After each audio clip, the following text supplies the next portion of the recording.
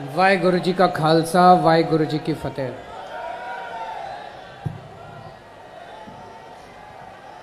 आज पंजाब के कोने कोने से आए हुए मेरे भाइयों बहनों, माताओं, बुजुर्गों, बच्चों, आप सब लोगों को मेरा नमस्कार, सबको मेरा प्रणाम, सत श्री अकाल।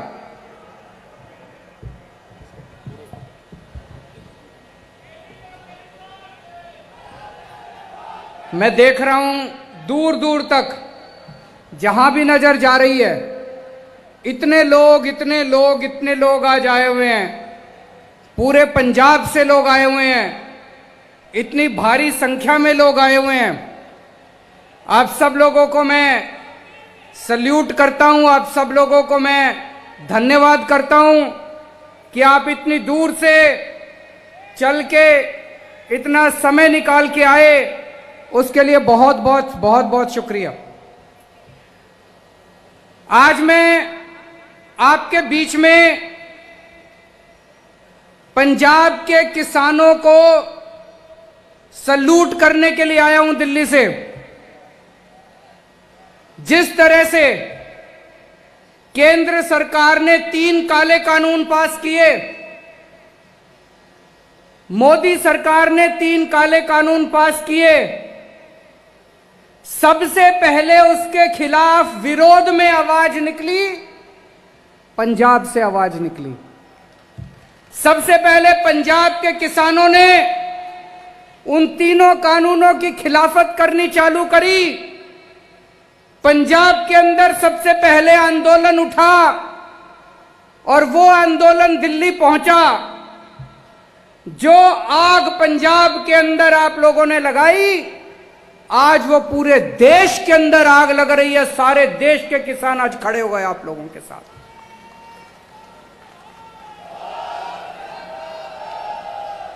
आज मैं पंजाब के किसानों को इसीलिए सल्यूट करने आया हूं। पंजाब वीरों की धरती है।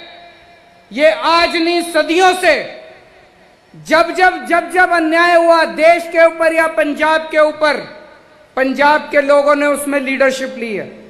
और इस बार भी तीनों कानूनों के खिलाफ पंजाब के किसानों ने लीडरशिप ली है। मैं सल्यूट करने आया हूं पंजाब के लोगों को कि अब केवल पंजाब के किसानों का आंदोलन नहीं बना, अब ये हर आदमी का, हर औरत का, हर बच्चे का आंदोलन बन गया है। और केवल पंजाब में नहीं, मैं दिल्ली से आया हूं, दिल्ली के घर घर के अंदर ये आंदोलन पहुंच गया है। मैं भी सूरत गया था। सूरत में आम आदमी पार्टी बीजेपी से 27 सीट जीत गई है।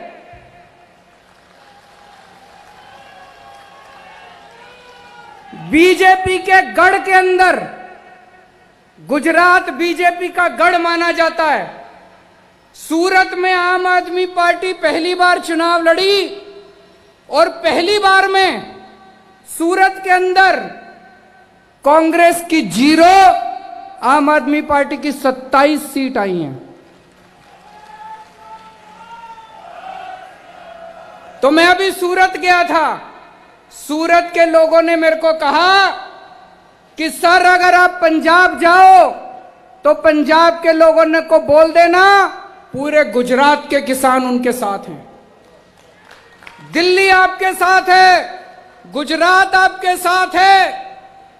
थोड़े दिन पहले मेरी ममता बनर्जी से बात हुई, उन्होंने मेरे को कहा कि वेस्ट बंगाल के सारे किसान आपके साथ हैं।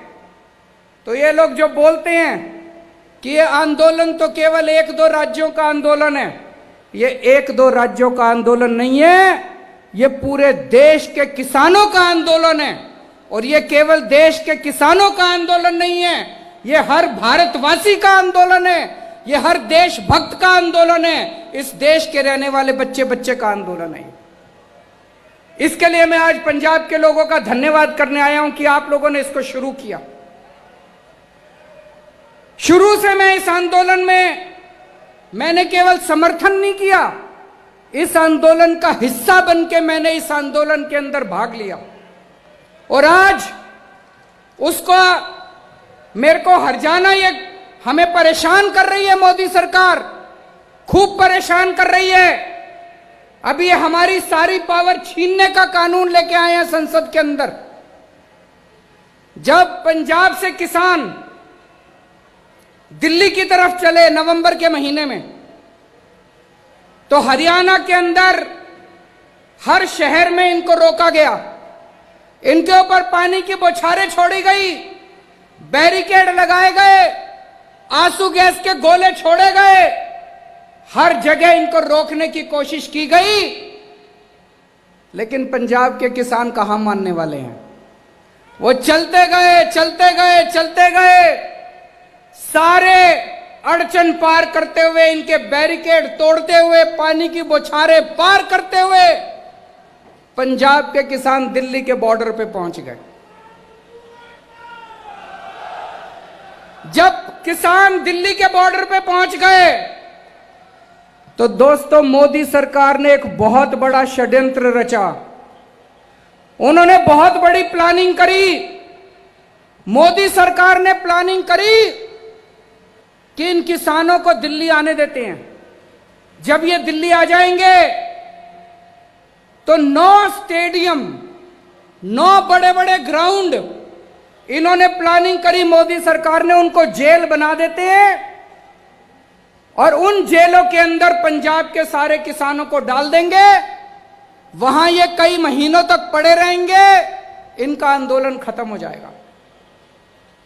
दोस्तों अपनी किस्मत अच्छी थी। उन स्टेडियम को जेल बनाने की पावर मोदी सरकार को नहीं थी, वो हमारी सरकार को थी। ये किस्मत थी, ऊपर वाले की कृपा है, वाहेगुरु जी की कृपा है कि स्टेडियम को जेल बनाने की पावर मोदी सरकार की नहीं थी। तो मोदी सरकार ने मेरे पास फाइल भेजी कि ये 9 स्टेडियम जेल बनाने हैं।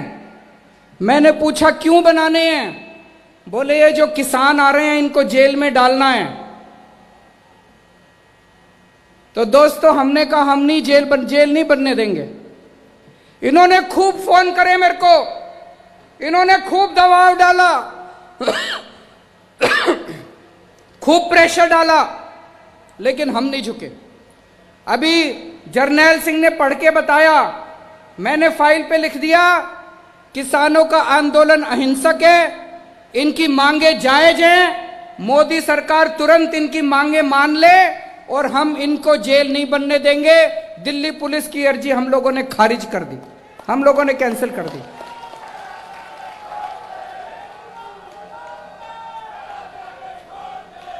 ये इतना गुस्सा हो गए, इतना गुस्सा हो गए मेरे से, मोदी सरकार खूब नाराज हो गई और उसी का नतीजा है पिछले हफ्ते संसद के अंदर मोदी सरकार कानून लेके आई है कि दिल्ली के अंदर अब से सारी पावर केजरीवाल की नहीं होगी। दिल्ली के अंदर अब से सारी पावर मुख्यमंत्री की नहीं होगी, सारी पावर गवर्नर की होगी, एलजी की होगी। सारे निर्णय एलजी लेगा। वो हमारी सारी पावर छीनना चाहते हैं। उनको लगता है अगली बार जब जेल बनानी पड़ी तो फाइल फिर मुख्यमंत्री के पास नहीं एलजी के पास जाएगी। पर दोस्तों चिंता मत करना, आपका बड़ा भाई, आपका बेटा, मैं वहां पे लड़ रहा हूं इन लोगों से, 6 साल से लड़ रहा हूं।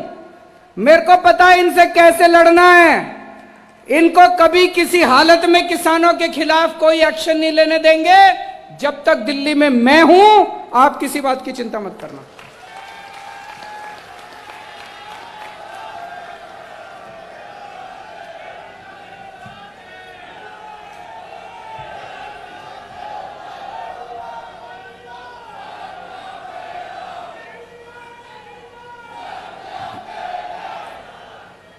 जब बॉर्डर पे किसान आके रुक गए,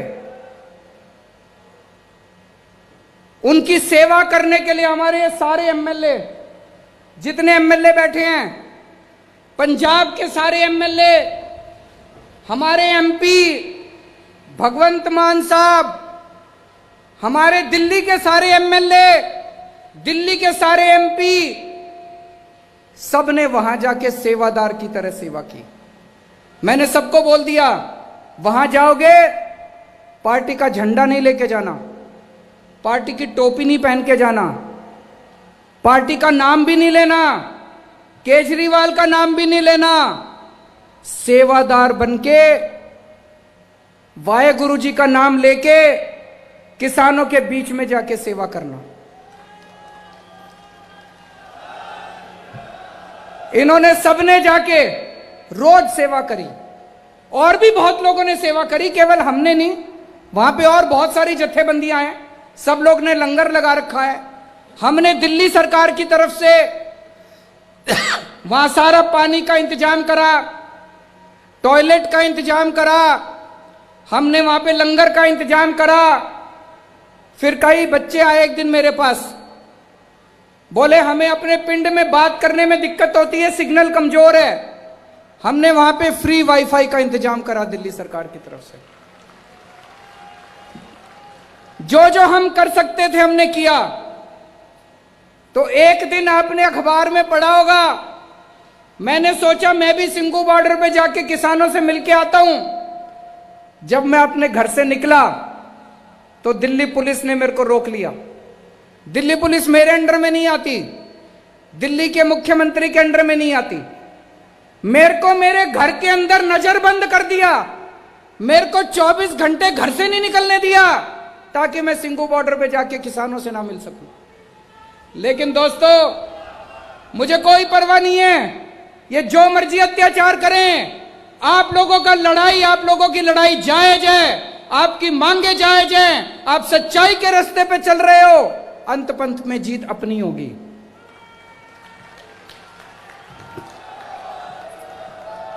इन्होंने आंदोलन को, किसानों को बदनाम करने की कोशिश करी।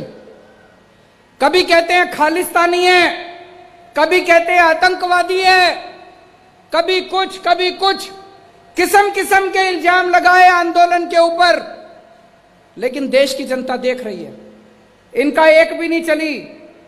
आम आदमी पार्टी ने, इनके जितने बीजेपी के नेताओं ने गालियां दी, जितने बीजेपी के आगुओं ने हमारे किसानों को गालियां दी, आम आदमी पार्टी ने इनके ऊपर 70 केस कर रखे हैं, इनके सारे बड़े बड़े नेताओं के ऊपर केस कर रखे हैं। मुझे पूरी उम्मीद है ये जितने लोगों ने गालियां दी हैं, एक दिन ये सारे जेल जाएंगे जब आदेश पारित होगा।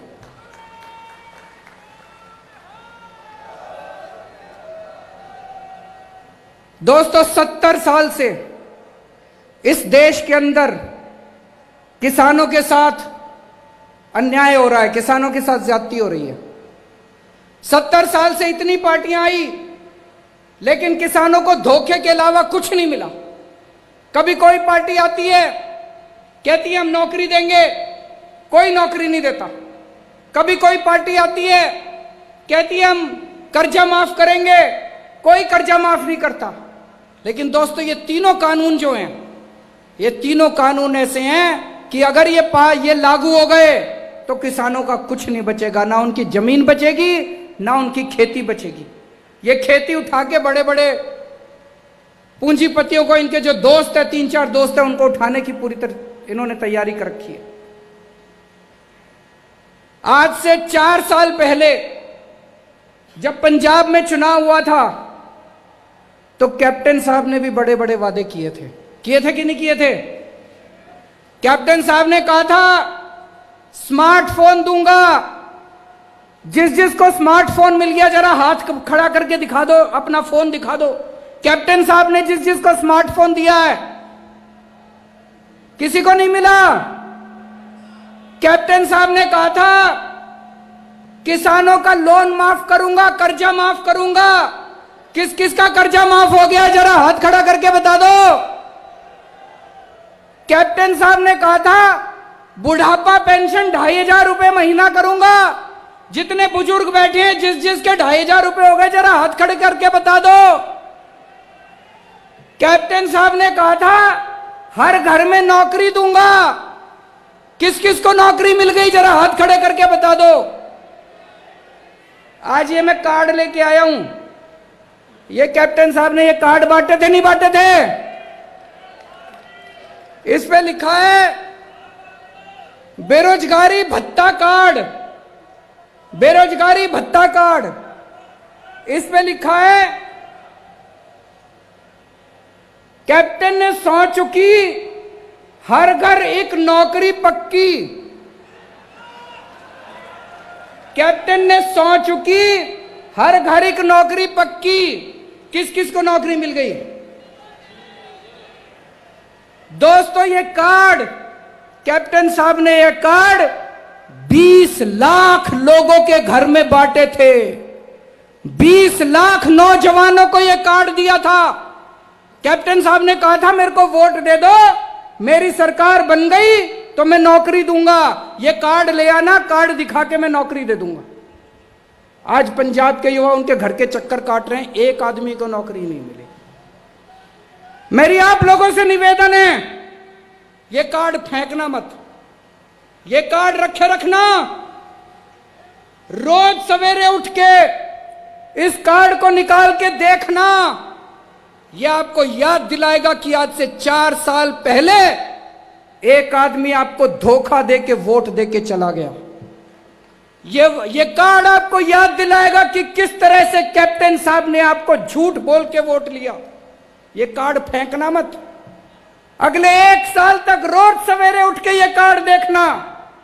मैं आपसे पूछना चाहता हूं कि अगर कोई आपको धोखा देता है तो आप क्या करते हो? उससे बदला लेते हैं। कैप्टन साहब ने आपको धोखा दिया, 1 साल के बाद उनसे बदला लेना है नहीं लेना है? लेना है नहीं लेना? हाथ खड़ा करके बताओ जरा। जिसने धोखा दिया, पूरे पंजाब को धोखा दिया, ना किसी को नौकरी दी, ना किसी को रोजगार दिया, ना किसी का लोन माफ किया, ना किसी की बुढ़ापा पेंशन लगाई। अभी 2 दिन पहले एक टीवी चैनल, क्या नाम है आप? एबीपी गंगा, एबीपी चैनल वालों ने 2 दिन पहले एक सर्वे किया था। देखा था? सर्वे आया था। क्या था सर्वे में? 2 दिन पहले उन्होंने सर्वे किया था कि आज अगर चुनाव हो तो पंजाब में किसकी सरकार बनेगी। सर्वे में आया है कि पंजाब के लोग कह रहे हैं कि आज अगर चुनाव हो तो पंजाब के अंदर आम आदमी पार्टी की सरकार बनेगी। मैं नहीं कह रहा, सर्वे में आया है। एबीपी चैनल वालों ने सर्वे किया है। सर्वे के अंदर निकल के आया है कि आम आदमी पार्टी नंबर 1 पार्टी है, आम आदमी पार्टी की सरकार बनेगी। तो दोस्तों, ये कार्ड संभाल के रखना। 1 साल के बाद जब आम आदमी पार्टी की सरकार बनेगी, जिन जिन लोगों को कैप्टन ने यह कार्ड दिया था उनको आम आदमी पार्टी नौकरी देगी।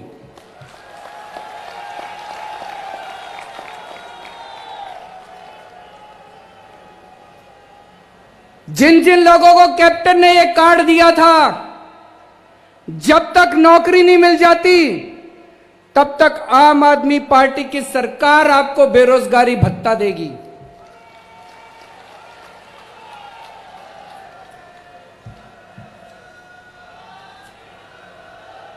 कैप्टन साहब ने जितने वादे करे, एक भी वादा पूरा नहीं किया। दिल्ली के अंदर हम भी चुनाव लड़े थे। दिल्ली के अंदर चुनाव के पहले हमने भी वादे करे थे। भाई साहब, एक एक वादा पूरा किया, एक एक वादा पूरा किया। चुनाव के पहले मैंने दिल्ली की जनता को कहा था मेरे को वोट दे दो। दिल्ली में 24 घंटे बिजली आती है, कोई पावर कट नहीं लगता, 24 घंटे बिजली आती है। और बिजली का बिल कितना आता है? ये मैं देख रहा हूं कई लोगों को यकीन नहीं हो रहा। मैं देख रहा हूं कई लोगों के चेहरे फक पड़े हैं अभी, उनको समझ नहीं आ रहा, अरे ऐसे कैसे हो सकता है, बिजली का बिल 0 कैसे आ सकता है। भाई साहब, दिल्ली में 73% लोगों का बिजली का बिल 0 आता है, उनके घर बिजली का बिल नहीं आता। उनके घर बिजली का बिल नहीं आता, 24 घंटे बिजली आती है। चमत्कार है ये। और पंजाब के अंदर इतना बिजली का बिल आता है। तो दिल्ली के अंदर अगर 24 घंटे बिजली आती है, दिल्ली के अंदर 0 बिजली का बिल आता है, पंजाब में बिजली का बिल 0 होना चाहिए, नहीं होना चाहिए? ऐसे नहीं होगा, जोर से बोलना पड़ेगा। हाथ खड़े करके बताओ, बिजली का बिल 0 होना चाहिए, नहीं होना चाहिए? दिल्ली में हो सकता है तो पंजाब में क्यों नहीं हो सकता? कौन करेगा? कौन सी पार्टी करेगी? कौन सी पार्टी करेगी? चुनाव के पहले मैंने वादा किया था अपने लोगों को दिल्ली में कि मेरे को वोट दे दो, मैं स्कूल अच्छे कर दूंगा। आज दिल्ली के सरकारी स्कूल इतने शानदार हो गए, इतने शानदार हो गए। हमारे गरीबों के बच्चे इतने शानदार स्कूलों में पढ़ते हैं। आज हमारे गरीबों के बच्चे डॉक्टर बन रहे हैं, इंजीनियर बन रहे हैं, एडवोकेट बन रहे हैं। मैं आपसे पूछना चाहता हूं, पंजाब के स्कूल अच्छे होने चाहिए, नहीं होने चाहिए? कौन सी पार्टी करेगी? कौन सी पार्टी करेगी? चुनाव के पहले मैंने दिल्ली के लोगों को कहा था, हमको वोट दे दो, हम अस्पताल अच्छे कर देंगे। आज दिल्ली के अस्पताल इतने शानदार हैं, भाई साहब, अगर 15 लाख रुपए का भी ऑपरेशन हो, दिल्ली के अस्पताल में फ्री में होता है, एक पैसा नहीं लगता। सारी दवाइयां मुफ्त, सारे टेस्ट मुफ्त, सारा इलाज मुफ्त, सारे डॉक्टर मुफ्त, और इतने शानदार सरकारी अस्पताल हैं। पंजाब में होना चाहिए, नहीं होना चाहिए? कौन सी पार्टी करेगी? तो दोस्तों, 1 साल है, 1 साल के अंदर अब अपने को मिलके हम सब लोग गांव-गांव के अंदर, हर पिंड के अंदर, हर पिंड में जाएंगे, हर मोहल्ले में जाएंगे, हर गली में जाएंगे और आपके साथ मिलके एक नए पंजाब का सपना तैयार करेंगे। अपने को नया पंजाब बनाना है, अपने को खुशहाल पंजाब बनाना है, अपने को एक ऐसा पंजाब बनाना है जिसमें हर किसान खुश हो, हर मजदूर खुश हो, जिसमें हर व्यापारी खुश हो, हर आड़ती खुश हो, जिसमें हर आदमी, हर औरत, हर बच्चा खुश हो, जिसमें हर एक को अच्छी शिक्षा मिले, जिसमें हर आदमी को अच्छा इलाज मिले, जिसमें पैसे की तंगी की वजह से किसी की स्कूल बंद नहीं होनी चाहिए, किसी को अस्पताल इलाज नहीं बंद होना चाहिए।